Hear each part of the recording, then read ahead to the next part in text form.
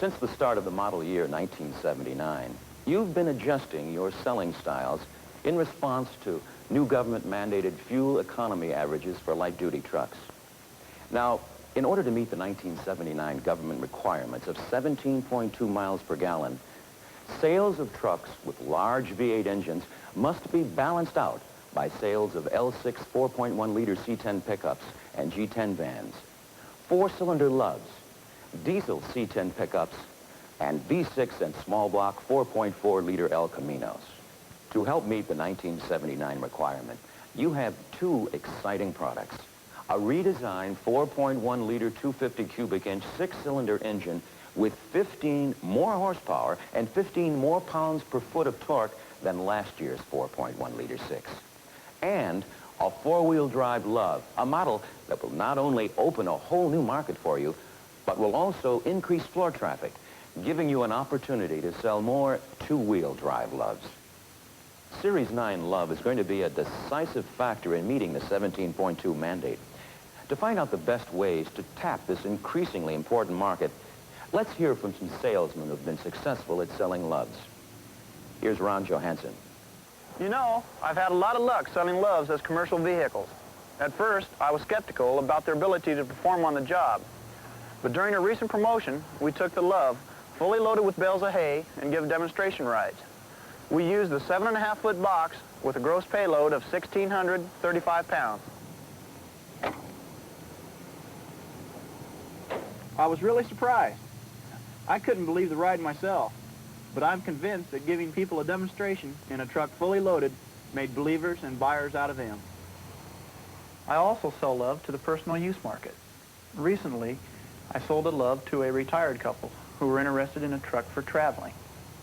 I showed them a LUV because they wanted something economical. They put a topper on it and are quite pleased with the mileage they're getting. And that's very important when you're on a fixed income. Now let's hear from Steve Kreisel. Statistically, he's pretty much representative of the national picture on LUVs. About 90% of his sales are to the personal use market, and most of his customers trade in cars in their LUV purchase. It's usually the first truck they've owned. The biggest selling points I use are the great gas mileage and versatility of the vehicle. A big chunk of my LUV sales comes from people who are trading in a large domestic car because they want better gas mileage. They may like the economy of an import, but they miss that big car feel. So I'll show them a LUV. It gets the gas mileage they're looking for, and because it sits higher off the ground and has a bench seat, they feel more comfortable in it. It's also got that Chevy tough truck image working for it, especially if it's displayed right alongside the larger trucks. It's a very versatile vehicle, an ideal commuting vehicle for weekdays and a little workhorse for weekends. One of the things that makes the LUV truck so versatile is its ease of operation. Not only is it very maneuverable, but it's also a very easy truck to load and unload. If you're stacking bulky loads, you don't have to reach up as high, and it's a lot easier to lift something heavy over the side. It's sure a lot easier to climb in and out of a LUV than it is with a larger truck, and that's especially important to someone who's making frequent stops. It's that type of versatility, along with impressive gas mileage and good availability, that account for a lot of LUV sales.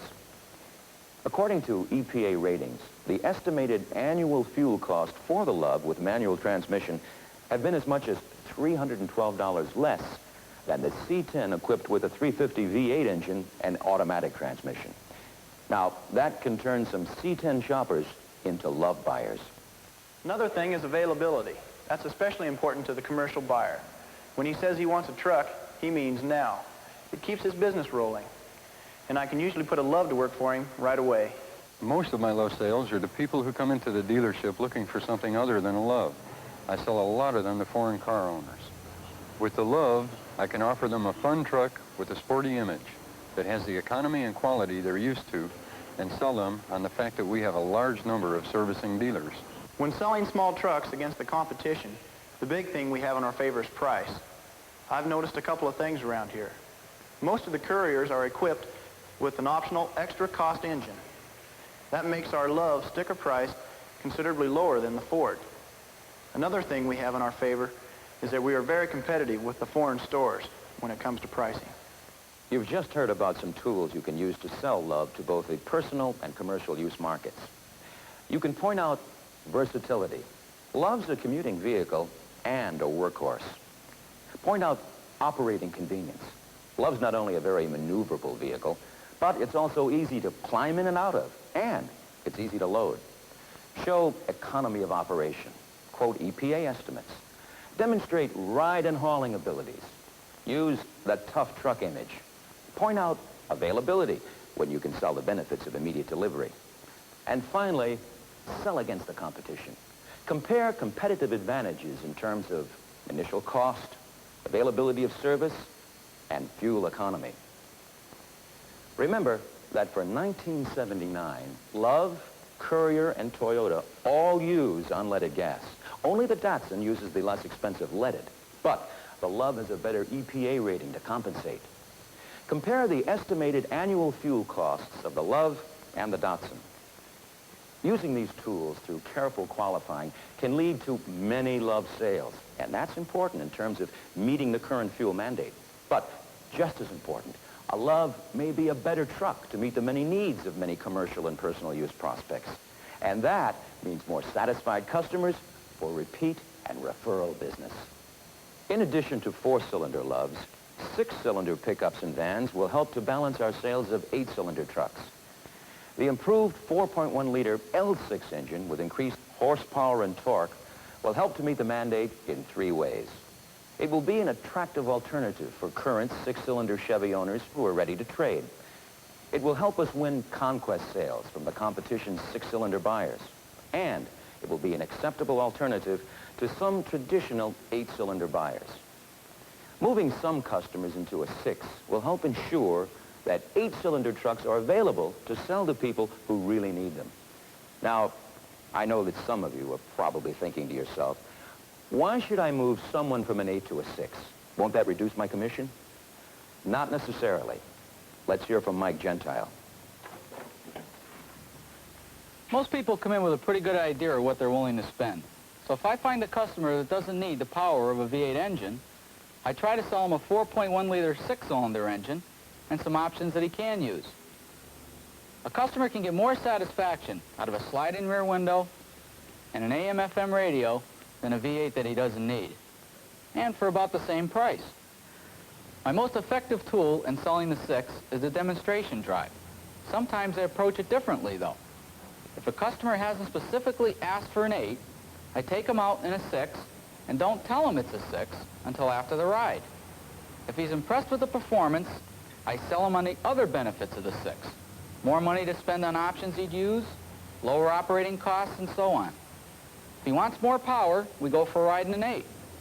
He gets a chance to compare, and I get more time to sell him.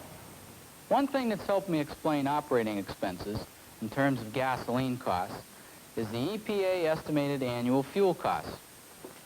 Based on 15,000 miles of driving per year, it's about $584 for a C10 equipped with a 4.1-liter 6-cylinder engine and automatic transmission versus $700 for the same truck equipped with a 5.7-liter V8 engine.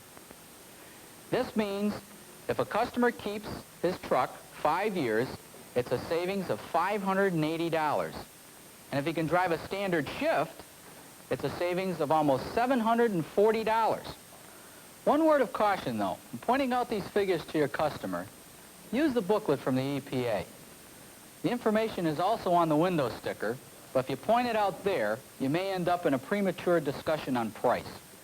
One reason I show my customers a 6-cylinder truck is that we usually have a good supply available so that the customer and I can both reap the benefits of immediate delivery. Sometimes I show customers a basic truck with a 6-cylinder because that's what they can realistically afford. They'd like a V8, automatic transmission and air conditioning, but just can't handle the payments. A 6 is really impressive. It has a lot more zip than most people would believe, so I'd get them to test drive the truck. That, along with a monthly payment that's around $40 or so less, helps them in their decision to purchase something that they can be both proud of and realistically afford. Of course, there's a lot more to meeting your customers' needs than just selecting engines. To my customers who want the economy of a 6 along with an automatic transmission, but are afraid the truck won't perform over hilly terrain, I recommend a higher numerical rear axle ratio. That way they can get increased performance and still get the impressive mileage and the maintenance savings of the 6.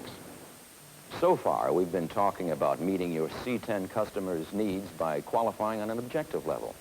Questions like, will you be towing anything very heavy? Or will you be traveling on a hilly terrain? But you will also have to qualify him on an emotional level, especially with the personal use buyer. Often the macho or he-man image enters into a truck sale. Now this ego-boosting feeling, a yearning for a V8 engine, is a legitimate need for many of our prospective customers. An attractive alternative to this type of buyer could be the Big Ten. Nationally, in 1978, the Big Ten accounted for about 45% of the total C10 production. This type of public acceptance indicates that Big Ten is satisfying the needs of many of our customers. As a truck professional, you have an obligation to counsel buyers to buy as much or as little truck as they need. Make them aware of the full range of choices available to them. Demonstrate to prove performance.